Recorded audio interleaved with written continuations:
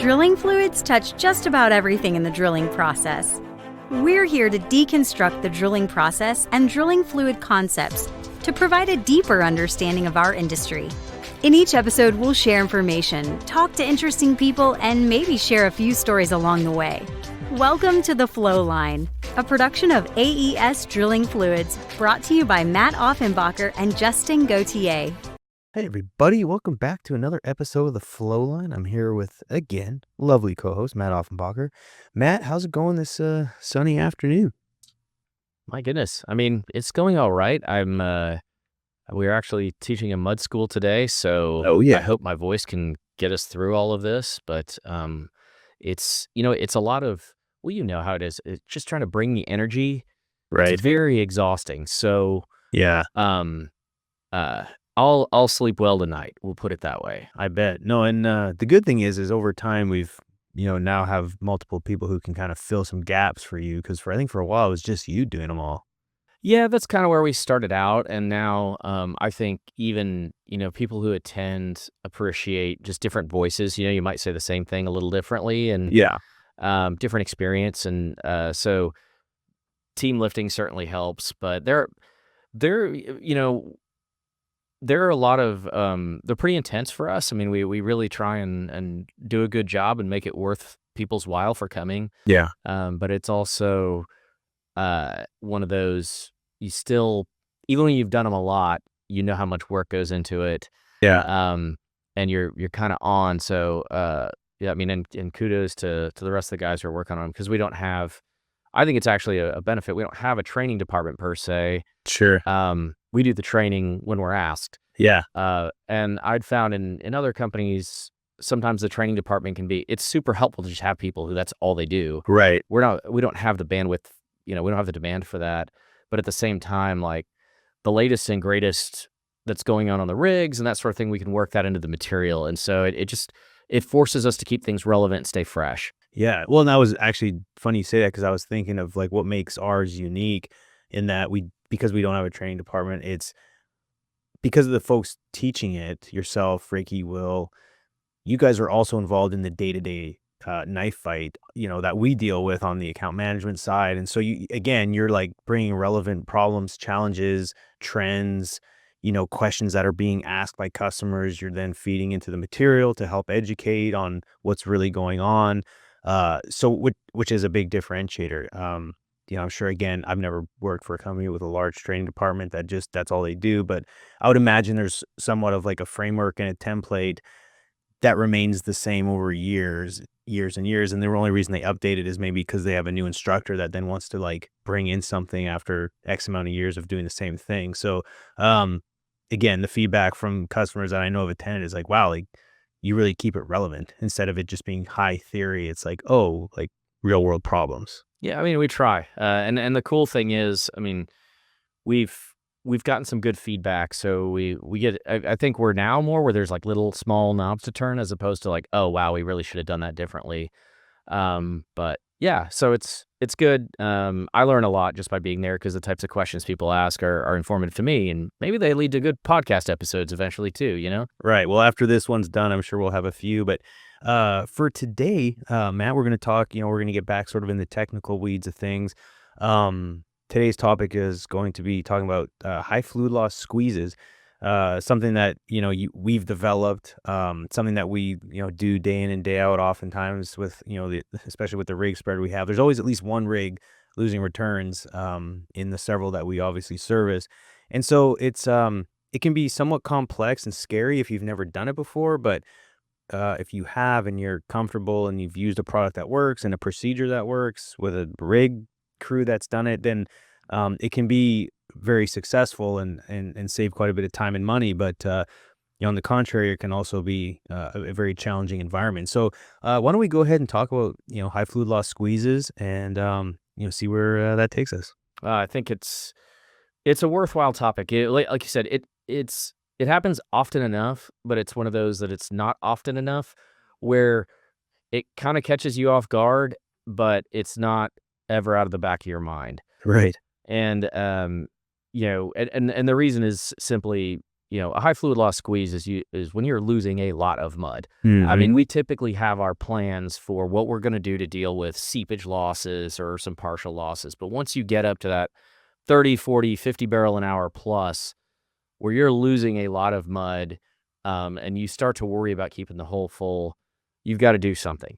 Okay. And a high fluid loss squeeze is that's where this option comes in. Gotcha. So, we've kind of so we got the environment, large seepage, partial losses, pretty high loss rate.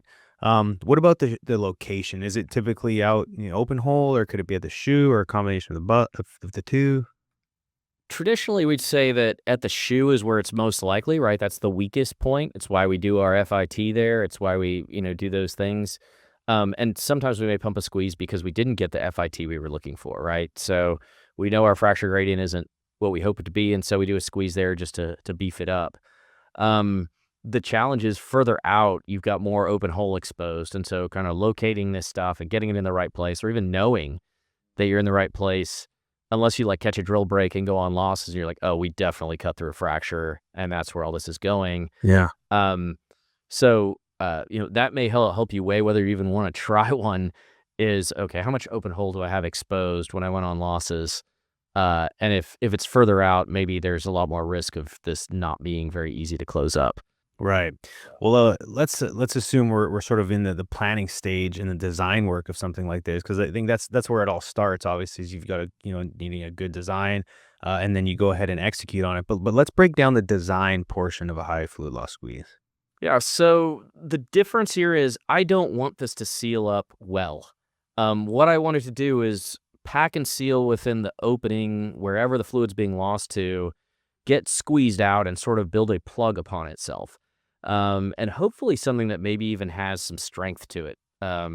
So uh, a lot of this is you will take either a base fluid, diesel, like neat diesel, or neat water, and start adding materials to it, fibers, particles, diatomaceous earth, things that don't pack well together so that they will defluidize. And so you will put it in like a fluid loss cell. You may have a metal disc instead of an aloxite disc, or a piece of paper with like a 5,000 micron opening. That's what a lot of people test to. I mean, you can test more, but you can see through the gap. Right. These are, to lose that much, you got to have a pretty big opening. And so you'll put the fluid in, pressure up, and what you want it to do is you want it to lose a ton of fluid and then seal off. So you want basically your liquid phase is just a carrier for all these particles, and then you want it to separate out.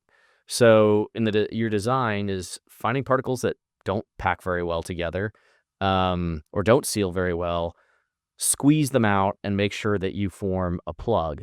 And then the question is, okay, does it have some compressive strength? Once it's all mashed together, does it stay together pretty well? Could it actually perform something where if I drill ahead, I've got something that's going to stay there and it's going to support the formation? And the other thing, in the design phase, it is worth considering, if you're going to have to weight it up a whole bunch when you pump it. Like, risk of U-tubing, we'll get into procedure, that's a big thing. But the other part of it is, barite is actually a relatively decent sealing agent, and so it improves the sealing efficiency of something you don't want to seal. And so I guess the thing I try and emphasize is almost every single one of these high fluid loss squeezes has a table in the back of add this much base fluid, this many sacks of product X, and if you need a mud weight, here's how much barite. And there's no viscosifiers, there's nothing like that. That's all it is. Right. And so they show you the table of what it takes to get a certain density, but that's just math. Sure. They don't tell you that, the more of this, more barite you add, the less likely this is going to work. That's a good pro tip. Yeah, so just I think keep that in the back of your mind as you consider that. Is the material, or like say the product of a high fluid loss squeeze, it ranges in particle size, right? It's not typically just like one or two sort of, like to say like a medium. Like it's got a wide ranging particle size, or can you speak on any of the?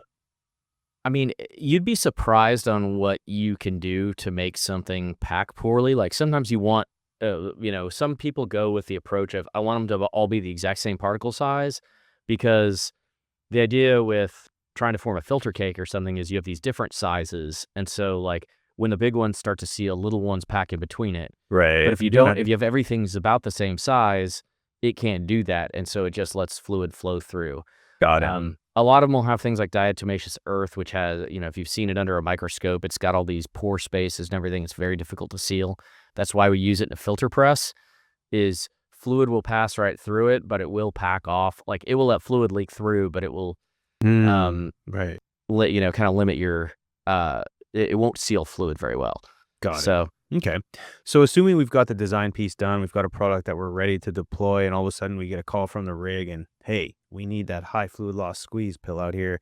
Let's talk about the procedure, because that you may have a good product, but if it's not executed at the rig site properly, then it could be a big egg in your face. So the procedure is critical. yes, and so we as the mud company, we're always going to offer up, here is the ideal procedure.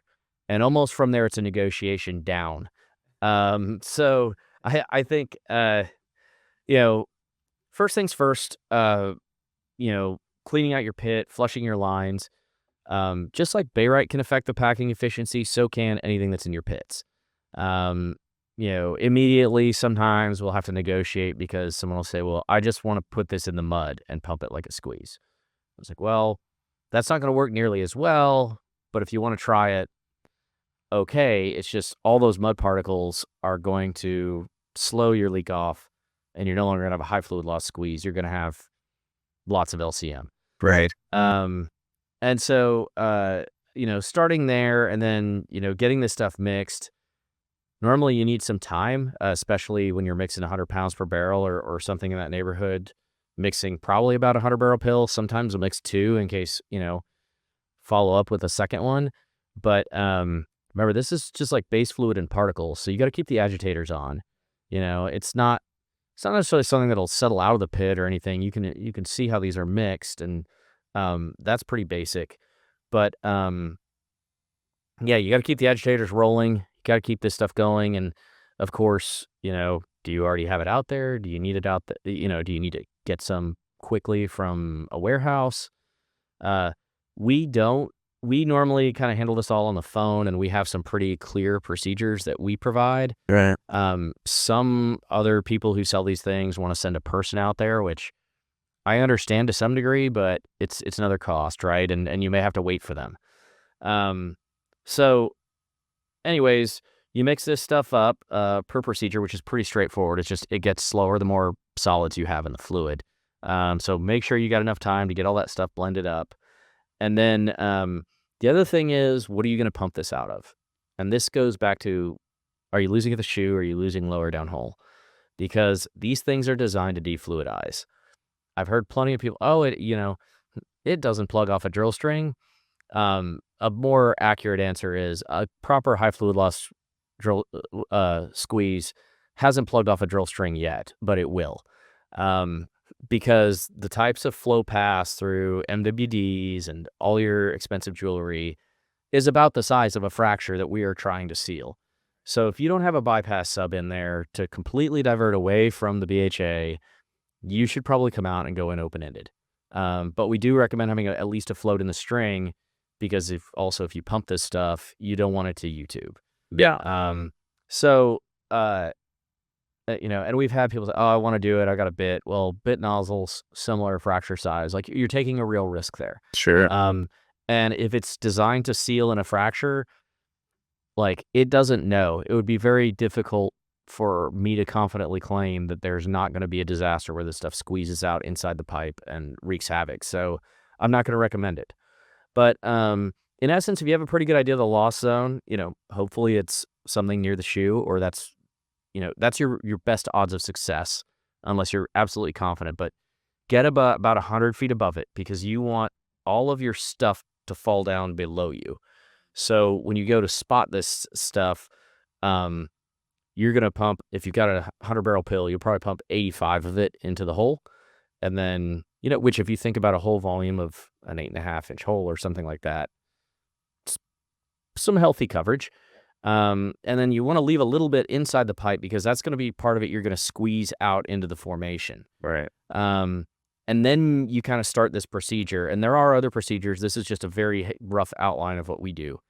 So you close the annular, you pump down the backside until you see some pressure. Hopefully you're building up that pressure because the stuff is defluidizing and it's starting to form a seal. You're starting to generate that plug. But once you see a couple hundred PSI, turn off the pumps and then let it sit. Let that stuff kind of set up, leak off a little more. And then you're going to do sort of these stages where you pump, 1 to 2 barrels a minute, really slow, squeezing. And then if you see a big spike in pressure increase, turn it off, let it set. And then do another kind of 2 barrel, really slow, let it set.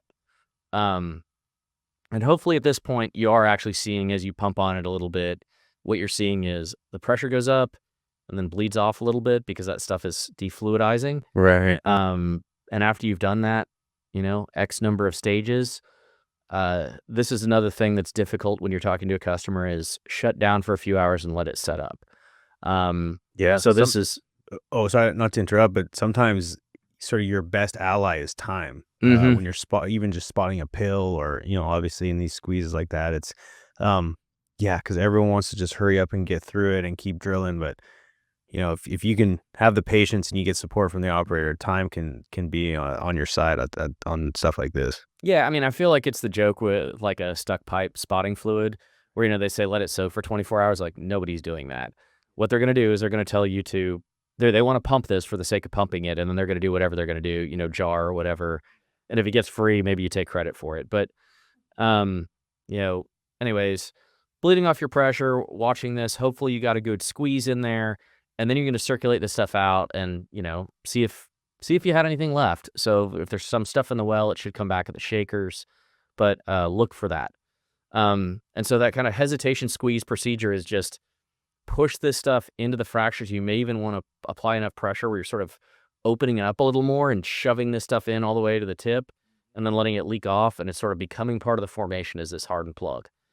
And hopefully from there, you've got a strengthened loss zone that is sealed off. Yeah. And it may be something where you go ahead and do another FIT, make sure that you've got the number you want to be able to drill the rest of it if you're near the shoe.